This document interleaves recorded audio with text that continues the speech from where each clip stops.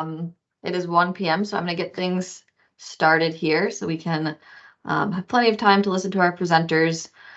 First, I just wanted to give a welcome. We have hello and welcome to the Invasive Mussel Collaborative webinar series.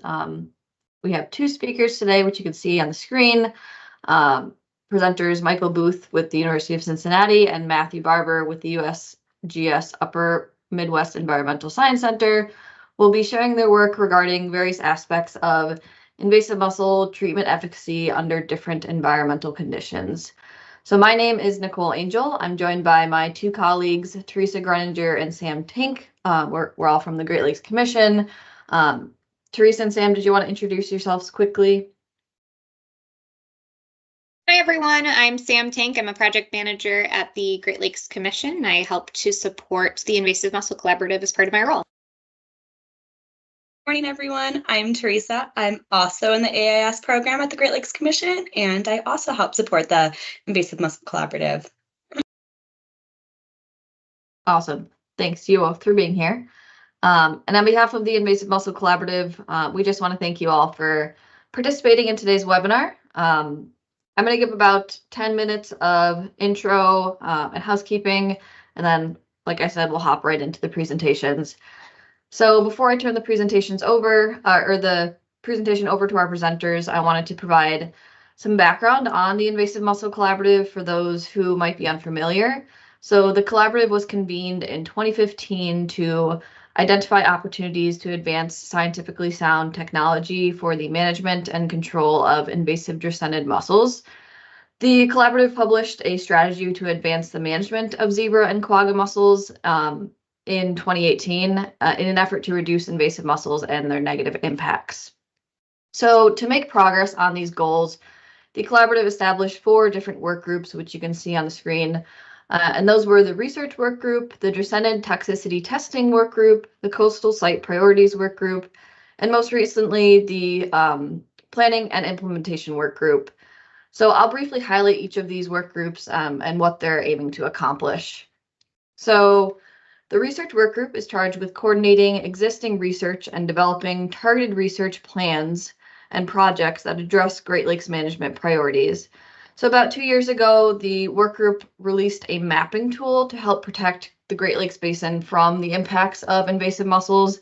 And you can see a screenshot of that on your screen. It's called the Dresenid Project Coordination Mapper, and it allows research and managers to share their work and collaborate with others for the advancement and protection of waterways from invasive mussels in the Great Lakes and beyond. So there's currently 97 different research projects and 20 applied control projects from across the North America. And these the research work group is currently soliciting more research and applied control projects, and you can submit them directly through the mapper. You can see the little buttons at the bottom of the screenshot to submit those, and you can go to the bit.ly URL link at the top of the screen if you wish to do so. And then next I'll move on to the toxicity testing work group. So that group was charged with reviewing a couple different topics, including how toxicity testing of potential control methods on mussels has been conducted across various labs, to review strengths and weaknesses of different approaches and methods, identify and make recommendations to further refine and standardize methods, and then finally to develop associated guidance for use by researchers. So the studies reviewed for this work have been compiled into a table that provides a searchable collection of literature reviewed for dresenid laboratory toxicity and open water control test methods. So you can see a screenshot of that on the screen, and it's available through the Invasive Mussel Collaborative website. Additionally, if you're interested in hearing more about the research that went into it, there's a manuscript linked at the bit.ly URL on the screen as well. Then moving on to the coastal site priorities work group. That group was charged with several different topics, including where dresenid mussels are impacting, reviewing where dresenid mussels are impacting Great Lakes resources, evaluating sites based on this information and other criteria, in addition to developing and implementing a system for prioritizing sites for potential management activities, And then in December of 2022, the work group announced the release of this interactive dashboard and map that you can see on the screen. So the tool is called the Great Lakes Experimental Mussel Suppression Site Screening Tool, or GLEMPST for short. And this features a dashboard and associated indices, which are intended to inform future applied descended research and management activities by aiding site prioritization. And again, that bit.ly URL to access the tool is right on the screen. And then the Planning and Implementation Work Group is the most recently established work group, and they've been charged with developing a research and management roadmap for the site and regional scale mussel site and regional scale mussel control tools. In addition to identifying stakeholder and funding priorities and remaining knowledge gaps to guide future descendant control activities. They also work to guide and provide input into the development of proposed projects involving descendant mussel control activities. And this work group is kind of building on the products and outcomes of all the other work groups. So be on the lookout for more exciting work coming from this planning and implementation work group. They just had a big workshop to make big moves on what they're doing. So more information coming soon. So today's webinar is part of the Invasive Mussel Communication Network, which is facilitated by the collaborative. And the purpose of these webinars is to facilitate learning and information sharing on topics of common interest within the invasive mussel community. So if you'd like to learn more about the collaborative or interested in staying in touch with our communication network, we encourage you to visit our website or join our listserv, which you can see on the screen here. All right, and finally, while we strive to minimize tech issues, we do apologize for any that may arise. We recently just switched over to using Teams to house our webinars, so inevitably there might be some hiccups, but in order to minimize those hiccups, we do have all attendees muted and cameras off, and it'll stay that way throughout the webinar. And we do encourage you to ask questions throughout the presentations. However, we would ask that you use the Q&A function to ask those questions. And then if you have any tech difficulties or other questions not for our presenters, please use that chat function. And if you have any issues locating those, just, put something in the chat and Teresa will help you out, or you can also email her. Her email is on the screen. All right, and with that, I'm going to stop sharing my screen and I will introduce our first presenter, and that is Michael Booth. Michael Booth received his bachelor's degree in ecology and evolutionary biology from the University of California, Santa Cruz, and his PhD from Cornell University. Mike is currently a research assistant professor at the University of Cincinnati, working on basic science and applied management challenges in fisheries and aquatic ecology. Mike is a native of coastal California and spent much of his career working on aquatic systems of the desert Southwest, from endangered to exotic species. And his work at the University of Cincinnati covers a variety of topics ranging from understanding the invasion and management of quagga mussels in Southern California, habitat assessment in reservoirs, stormwater management, and the ecology of urban streams, and the role of fish in ecosystem processes. He frequently partners and collaborates with many state and local agencies and will speak about experiments performed with United Water Conservation District, which is a state groundwater agency in Southern California. And his work with them was to assess potential management and eradication strategies for quagga mussels. And with that, I'd like to thank you for joining us. And Mike, you can share your screens and take it away.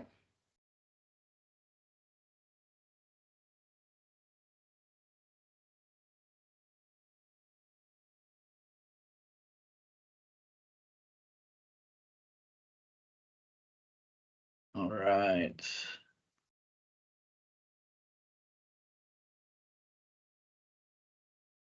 You should see my screen now. Looks great. Awesome. So thanks for the invitation to speak to the collaborative today. So I'm going to be talking about some work that I started as an ecologist at United Water Conservation District, and then have continued to help them with since becoming a professor at the University of Cincinnati. And really, the inspiration for this is trying to understand the environmental context, and particularly how the role of temperature might influence chemical control of quagga mussels in the particular context of Southern California, which has high conductivity.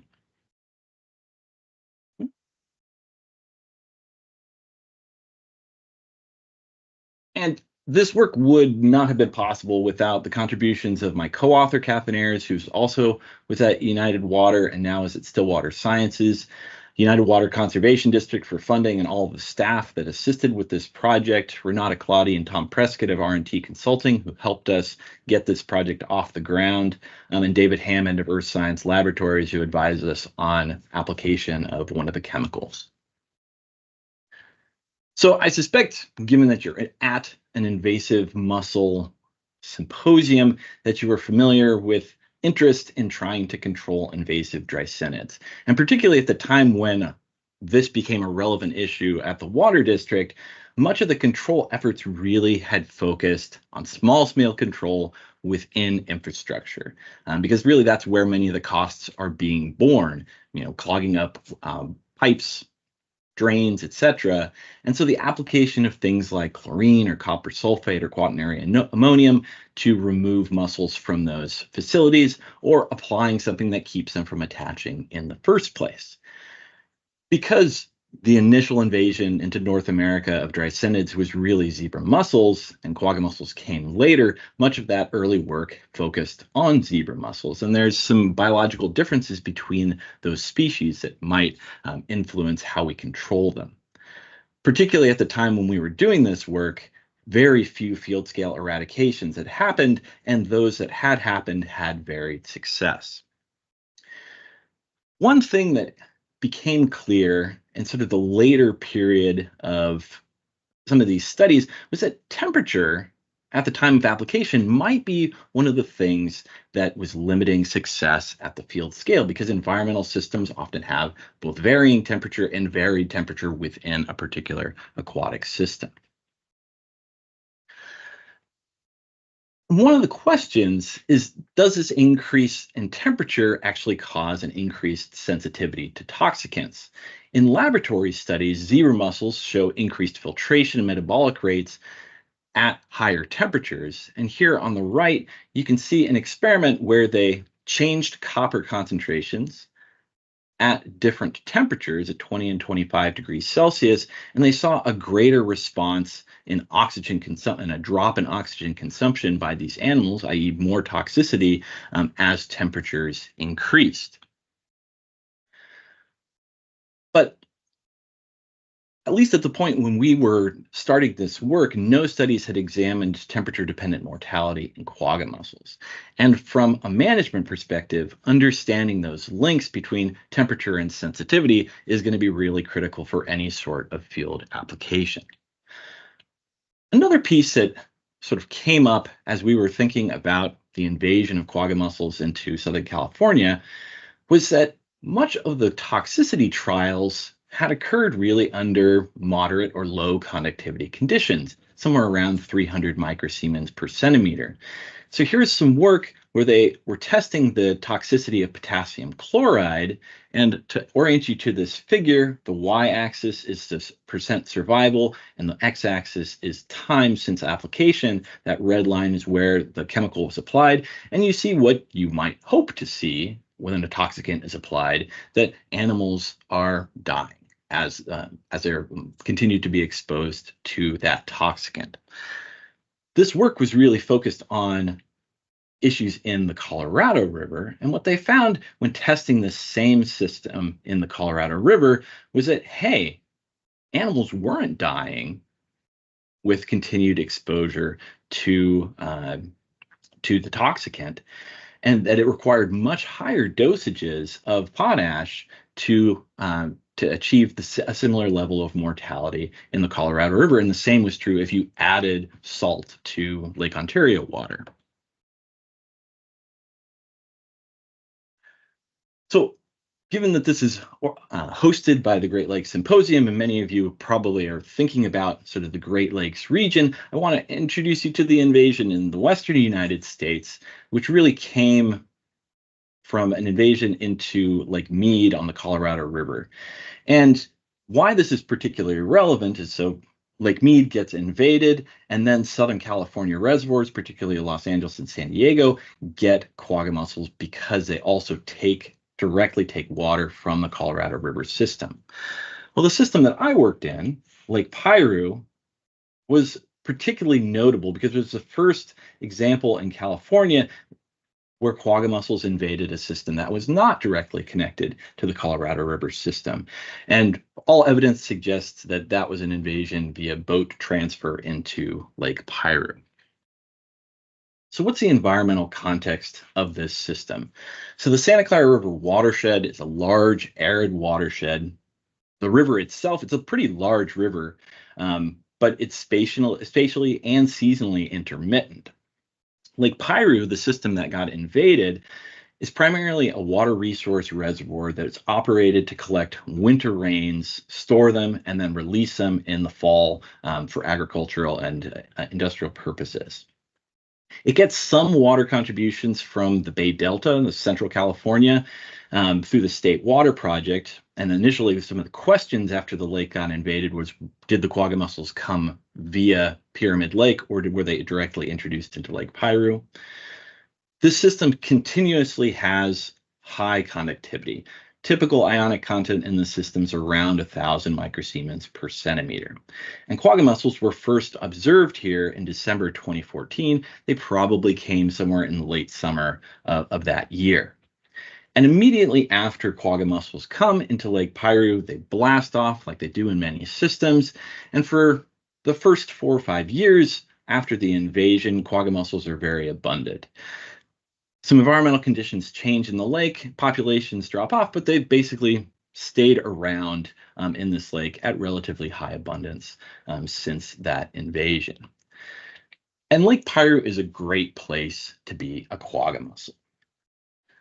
The two figures that I'd like to show you here is the upper panel is water temperature, and hopefully you can see that that line indicating water temperature over the course of a couple year period is never going into the upper thermal limit for quagga mussels, and it's never really dropping below the lower reproductive threshold for quagga mussels. So basically, they can be happy and they can reproduce year-round in this system. This lake does stratify, and it does have a hypoxic bottom waters, but only, at least during the study period, really those periods were relatively limited, and most of the lake, most of the time, did not have sufficient hypoxia to kill mussels in the bottom waters. The chemical parameters in the lake were also quite conducive, plenty of calcium, not too much salinity, reasonable pH, not too deep. So a great place to be a quagga mussel. This system, again, a water storage reservoir, releases water downstream into Piru Creek. And within a year or so after the initial invasion, we start seeing quagga mussels show up in Piru Creek and colonize the rocks directly below the dam. We see veligers continuously coming out of the lake during much of the year. And within a couple years, we see them several miles downstream at the confluence of the Santa Clara River and Piru Creek. I wanted to particularly point out here that we did not actually observe quagga mussel veligers at this site until 2020 during a really high water release. But quagga mussels were found further downstream during a couple of periods at bridge abutments in the Santa Clara River. And so this is particularly concerning to managers because water resources are being let out often during the same periods where quagga mussels are actively reproducing and veliger abundances are quite high. And so the graph that I just put onto the screen shows these red dots, which are out of season water releases. And hopefully you see during those out of season water releases, you see a spike in veliger fluxes. So really large amounts of veligers are coming out during these periods where water is being released out of season, again, for water resource management purposes. This is a concern because it might spread to downstream infrastructure. The Santa Clara River itself is often dry, and it goes dry between basically early spring and winter time until the winter rains come again. But mussels, again, are able to colonize some of these sites temporarily when water is in the river. And for agricultural users who might be directly taking raw water off the stream, that's a particular concern for quagga mussels entering their facilities. But the management context is even sort of more complex than this. In Southern California, we have the endangered Southern California steelhead. If you're not familiar with what steelhead are, they're the anadromous form of rainbow trout, meaning that juvenile fish, they're born in fresh water, they migrate out to the ocean, they grow big, they come back as adults, where they reproduce in fresh water. In 1997, this species was listed as federally endangered, and the populations in this system or in this region are extremely small. The Santa Clara River itself has listed critical habitat for this species. We have many agencies involved that have different management priorities. In particular, immediately after the invasion of Lake Piru, California Department of Fish and Wildlife has a particular goal of preventing the spread of invasive species. And so some of the management suggestions that came up after this initial invasion were things like turning off the water from Lake Piru to avoid the spread of quagga mussels downstream. However, there are other management considerations involved. This is a reservoir with a hydropower facility, so it's also regulated by the Federal Energy Regulatory Commission and National Marine Fisheries Service, and there's critical habitat for steelhead immediately downstream, which means there's also mandated flow requirements downstream. So there's not that much immediate flexibility in doing things like turning off the water or reducing flows out of the system. United Water itself also has a mandated water resource management goal to avoid groundwater overdraft in this system. I'll mention later, upstream of the confluence of Piru Creek into the Santa Clara River, there's also development, a city that has large water releases that also add lots of chloride into the system. And this will become relevant as we talk about management strategies. So my managers came to me and said, hey, how could we control quagga mussels in Lake Piru? What would be potentially possible at the field scale? We're being asked to eradicate quagga mussels, which is something, particularly at that point, which had really not happened. So what do we need to know? So one was, will treatments actually kill mussels and at what doses? And then what is the environmental management context that might impact those potential control options? So we really needed to know how effective are these common molluscicides under the conditions found in Lake Piru. How does temperature or the fluctuations in temperature might impact that mortality, and what's the interaction between those doses and temperature? We also need to know from a management perspective, could they even happen?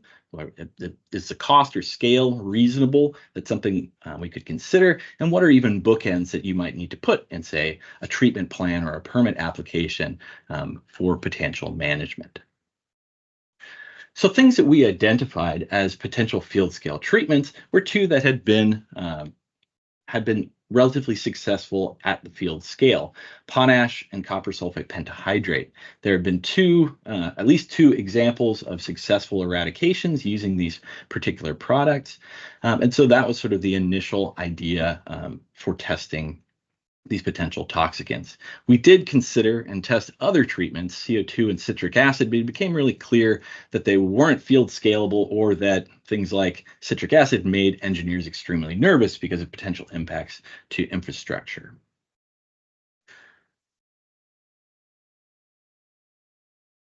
Our experimental approach was first to identify what are conditions in Lake Piru.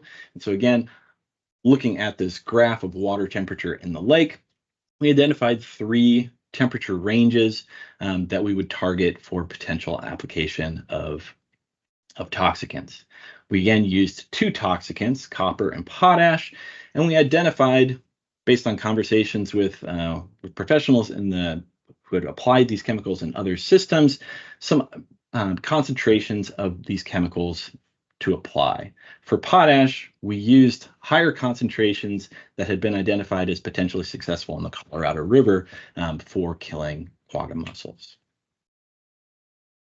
Our experimental approach was using bioboxes, basically some small coolers. We had 4 coolers per dose. The animals were held in mesh bags because when toxicants are applied, they like to crawl out of the water and avoid exposure to those chemicals.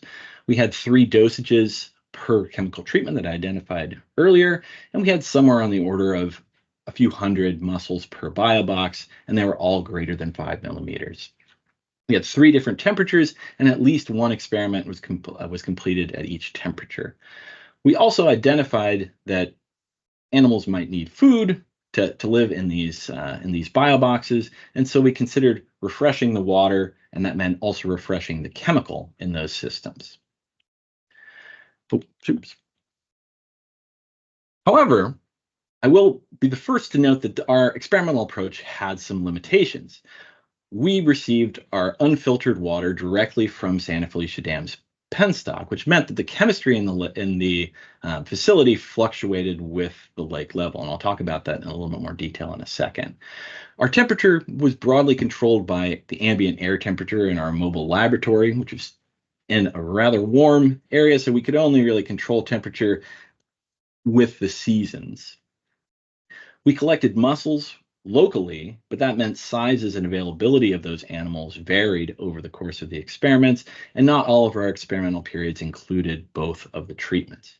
All of this work, or most of this work, was done in 2017 with an additional follow-up set of experiments in late 2018. Lake conductivity in Lake Piru changed pretty substantially, and it can change pretty substantially within brief periods in Lake Piru.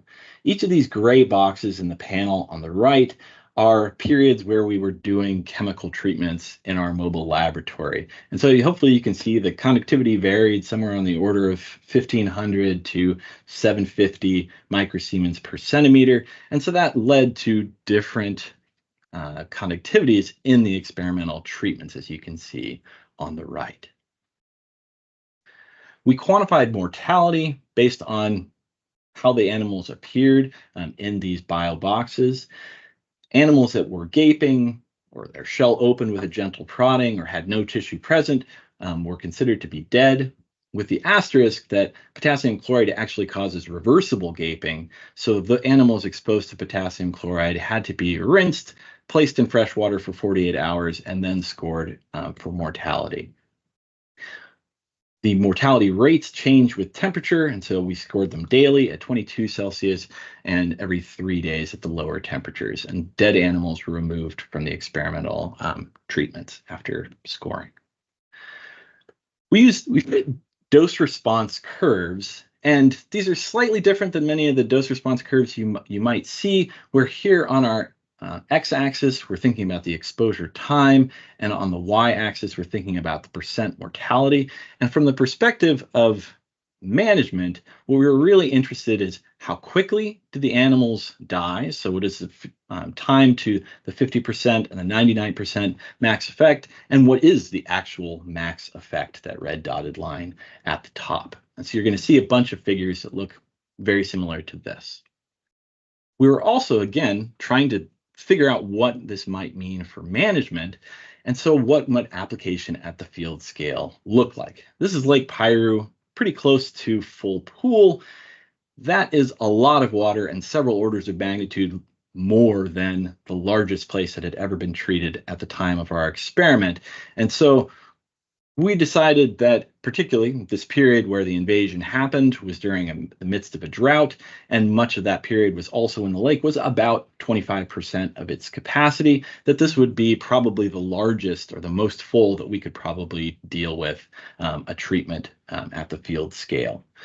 Because potassium chloride is persistent in the environment, we considered a single application of potassium chloride, where EarthTech copper is taken up by the biota, so multiple applications might be needed for application of that product.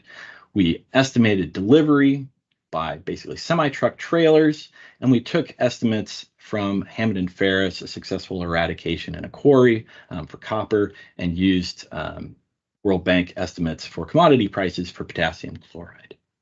So what do our results look like? So I'm going to orient you to what each of these figures are going to look like, because there's a whole lot of them coming up. So first, how effective are copper and potash in high conductivity systems? So again, I'm going to use these same colors, yellow to red, representing low to high concentrations, and gray is our control animals. So the things that we're interested in comparing with our dosages are how quickly are the animals dying and how different are the responses of the animals to the different doses. So basically these black arrows that I'm showing here.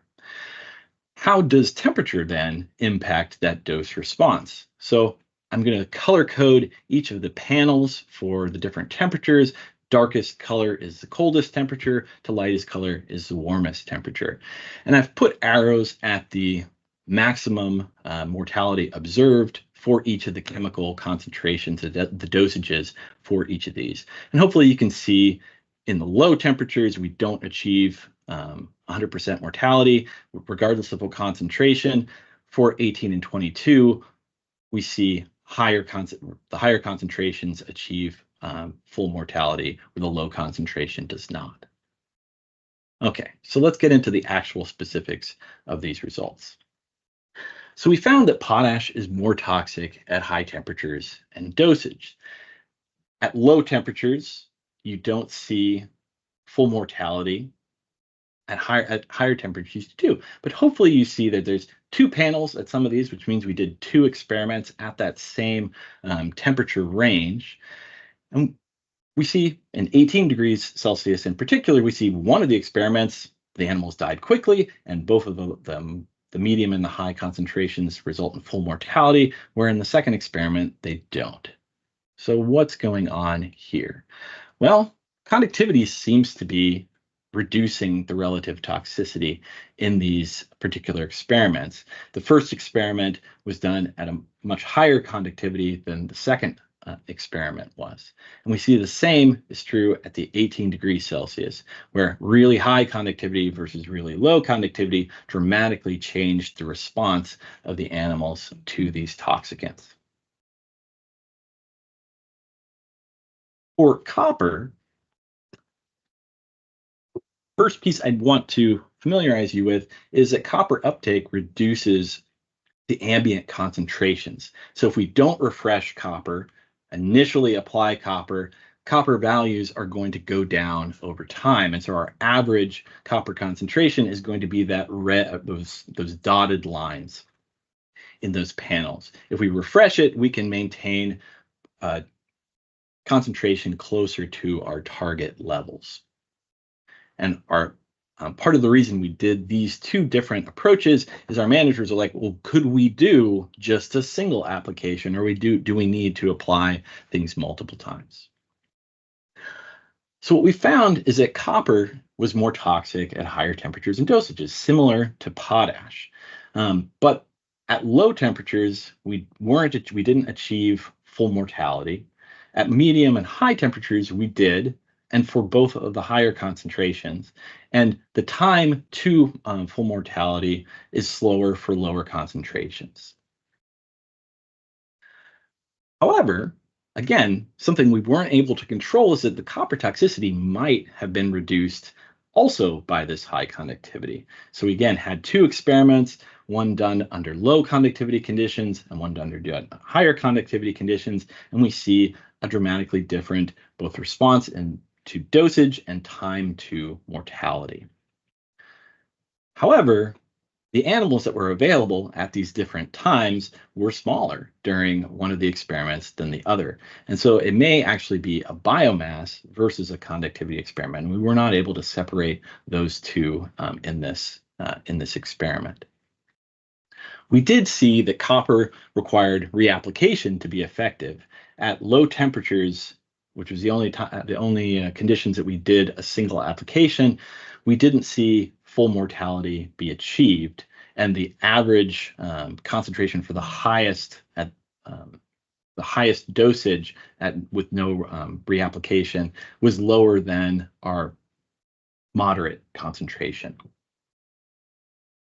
But again, something that we weren't able to control was that the copper toxicity might have been reduced by high conductivity during this same period. So this is something that I think further work needs to occur, but for our purposes, we were able to identify, well, 10 degrees Celsius is probably not a period where you would be interested in applying any of the toxicants. Okay, so we found that both potassium chloride and copper were effective, but that the temperature strongly affected what dosages were effective. High conductivity sites like Lake Piru likely are going to require much higher effective concentrations of potassium chloride. Again, we're thinking of things on the order of 200 to 250, where other studies have found 50 to 100 as being effective concentrations. Copper may also potentially be affected by by conductivity, but that is something still to be worked out. We did find that both of the treatments are more effective at high temperatures. So what is this sort of take-home message of this? Potassium chloride, I've shown in black arrows experiments where we found at that temperature and concentration combination that we found full mortality in that particular dosage. And hopefully what you can see is most of those arrows are at the higher concentrations and at the higher temperatures. And with the medium dosage, medium temperature, we're seeing mixed effects of those potential toxicants. So how do we scale this up for a manager to make a decision based on? So we took this, again, we scaled it up to, well, how much material would you actually need to apply to Lake Piru at 25% capacity? And what we found, again, eliminate the ones that had either no result or mixed result. And we saw for potassium chloride, that'd be somewhere on the order of 200 to 350 truckloads of potassium chloride just to achieve mortality. Copper was on the order of 12 to 30 truckloads of material. So what does that mean in terms of cost? Well, commodity prices, it turns out, for potassium chloride varied dramatically from the 2018 to 2023 period. And so it could be somewhere on the order of 800,000 to 7.5 million just for product, not application, not transport, not storage. So quite a bit of money, quite a bit of material that would potentially need to be applied to achieve mortality. Using the estimates from Hammond and Ferris, for copper at either the medium or high concentration, we're thinking about somewhere on the order of $1.5 million for this application. Okay, so again, bringing this back as we wrap up to context. Lake Piru, in the initial invasion, was really at very low capacity. And this was a period where potentially control might have been relatively easy because the lake wasn't filling up and was staying at relatively low levels. However, as we've had more rain in the last couple of years, the lake levels can vary dramatically. And so that's going to really influence the way an application might happen. And again, our field scale application assumed that we were going to have low lake levels, and costs would really rapidly escalate if you had increased volume. And if you had increased volume, but you wanted to apply at low volume, then that water has to go somewhere, potentially spreading mussels downstream with it. And in addition, this temperature information that we have suggests that lake stratification might make targeting those high temperature periods challenging, because managing lake levels will influence temperature, and when the lake is relatively full, you have stratification occurring. So what I've done in these two panels is I've shown in light gray where the surface was greater than 16.5 degrees Celsius, so sort of the high and medium, or the medium and high temperature ranges that we were testing here. And the dark gray is where the entire lake, the bottom waters and the surface, were greater than that temperature. So what you're hopefully seeing is that depending on the year, you may have a very limited window in which the temperatures are actually reasonable for achieving mortality in these systems. The other piece is that whatever toxicant you put into the lake is going to have to travel downstream into critical listed habitat. We know that copper is toxic to non-target species, and steelhead are thought to be, of many species, to be particularly sensitive to copper. At the time that we were doing this work, there had not been explicit tests of copper toxicity to steelhead. The other issue is if you say it took the potassium chloride approach, that water is going to have to go downstream and is going to contribute to potentially increasing the total maximum daily load of chloride in the Santa Clara River. So with that, I'm all wrapped up and would be happy to, well, I guess we'll take questions at the end. Awesome. That was great. Yeah. Thank you so much, Mike. Yeah, as a reminder, please do put your questions in the Q&A for Mike. We will answer those at the end following our next presenter. So we're going to move right into our next presentation. And our next presenter is Matthew Barber. Matthew is a biologist at the U.S. Geological Survey's Upper Midwest Environmental Sciences Center in La Crosse, Wisconsin. Yeah, so that concludes our presentations for today. Thank you so much to Michael and Matthew for your wonderful presentations. We're going to move on to our Q&A now. Hopefully we have some questions rolling in the chat here. I'm just going to check real quick. Yeah, as a reminder, do use the Q&A function to submit your questions. It looks like we do have one question from Richard Welsh. And I believe this question was referring to your one of your initial slides, Matthew, when you brought up the different like options or tools in the toolbox. And Richard is asking, what about introducing predators as a control method?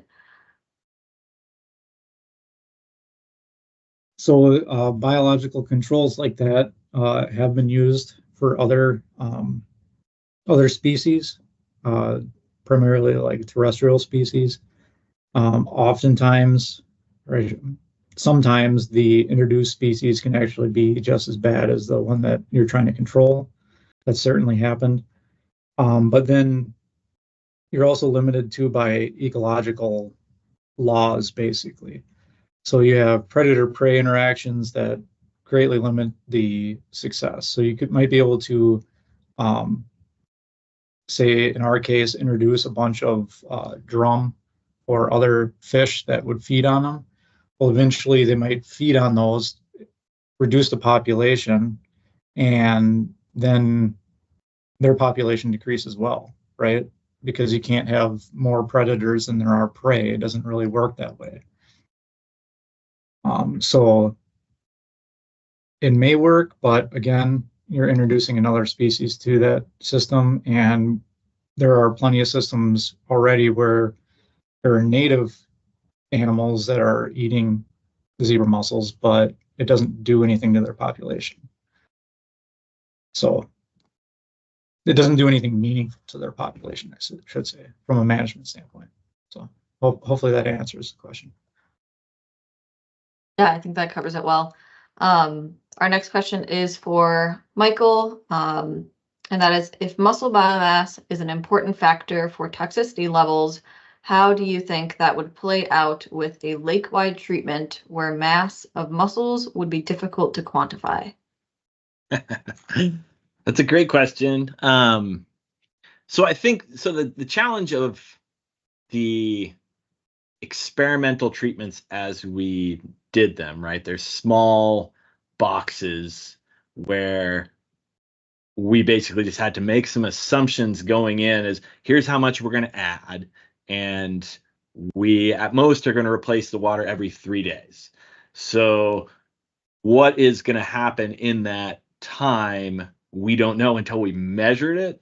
And hopefully you got a sense that we were a little limited on resources in that we had to break. We only had enough space in our facility where we could only do so many treatment combinations at the same time.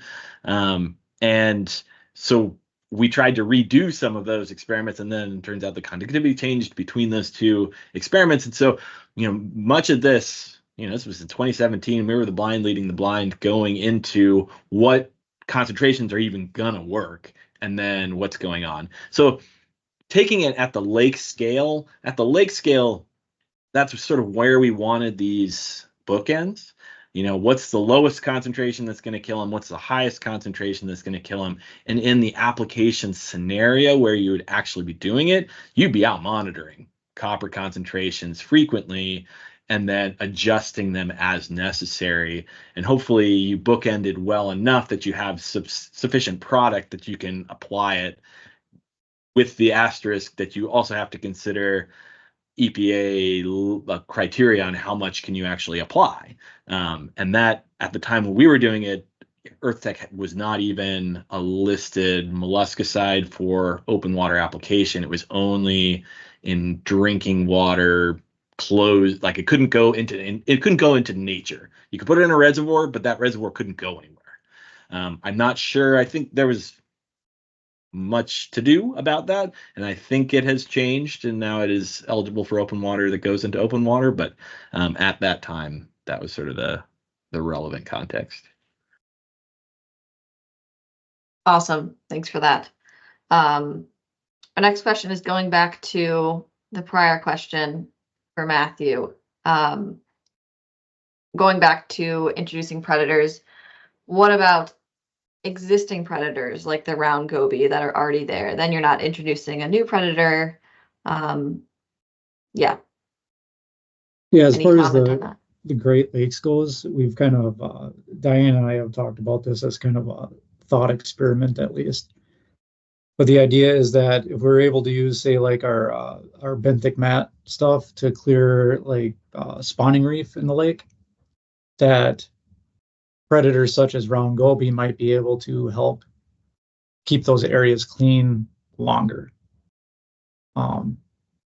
Right now in the Great Lakes, like you said, we have round goby, but zebra mussels and dreisseniid mussels still persist and are still an issue. So using them as the actual control, probably not a sound way to go about it, really. Or a meaningful way to go about it to get the results that you want. But certainly utilizing them as a maintenance, if you were to clear a habitat, that might help prolong the effectiveness of your treatment. That's a possibility. So we're hoping to scale up some of our work coming up in Michigan. The goal is to eventually get out there to Good Harbor Reef and actually see how it can be done in the Great Lakes, because I mean, you have your lake down the street, and then you have the Great Lakes. So those are two completely different questions. Definitely. We have another question for Matt. Can you expand further on the future activities for the Missouri River Basin? We're partnered with U.S. Bureau of Reclamation, Army Corps of Engineers, and Fish and Wildlife Service. We're going to be setting up a two-bank diluter system and just continuously introducing veliger-laden water over the course of 8 weeks with really, really low doses of copper. So they're currently, Corps engineers out there is really interested in this because they're currently using Earthtec. But they're using it at a concentration they'd like to see if they can go lower and still have the protection. So that's the primary reason for us doing it. And then we're just kind of tacking on that the veliger question, because for us, we're interested, when are these veligers actually going to die? Whereas, Bureau of Reclamation and Army Corps partners, they're just more interested in the settlement in their pipes. So we're hoping to kind of piggyback that and get a lot of bang for our buck while we're there, so to speak. Yeah, awesome. Sounds like an interesting project. Let's see if there's some new ones rolling in. Another question regarding predators. Can you send a link to the proposed Great Lakes study using brown goby or whichever species are being used? Oh, we're not actually, it's like a thought experiment. We've just Yeah. chatted about it. Yeah. I don't think we have anything that actually looks at that. I think there's been some work done though with some kind of green-eared sunfish or something down south, I want to say. I don't recall what the actual information is on that, but what I've read from use of predators for just in mussel control is that it doesn't really pan out. Yeah.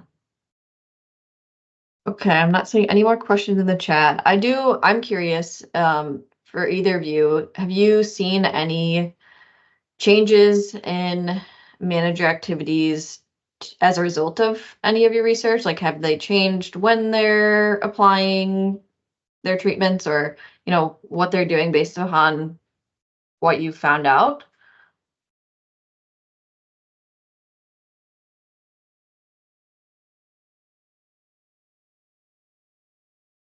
I guess I can go. So I'm not sure where United has gone. I think actually a couple of United people are on the call, and they might know.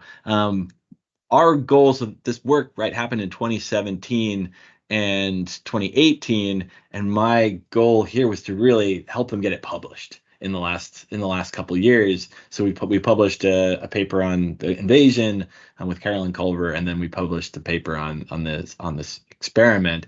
Really, to take it outside of just the United Archives and bring it to folks like that are here, just so hopefully other people don't have to repeat the same experiments that we did, or at least can identify the places where our experiment was limited, and if they have similar conditions, what can they do to adjust it and make sure that it's going to be effective in their particular location.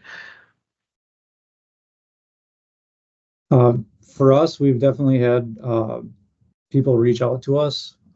It's important to note here too that the USGS, we don't shape policy, we just conduct research to inform managers. But we've definitely had people, particularly most recently, I think at Highline Lake in Colorado, they reached out to us interested in using copper as an eradication attempt, early detection, rapid response type eradication attempt in their reservoir out there.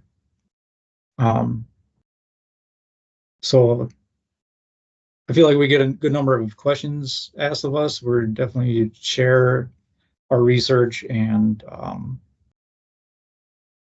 try to help out where we can, really. So we have gotten some permits to conduct these larger scale, like bay-wide treatments. So they're the size of some lakes out there, but so I think permitting maybe be a little easier now as a result, but yeah. Yeah, I was just curious.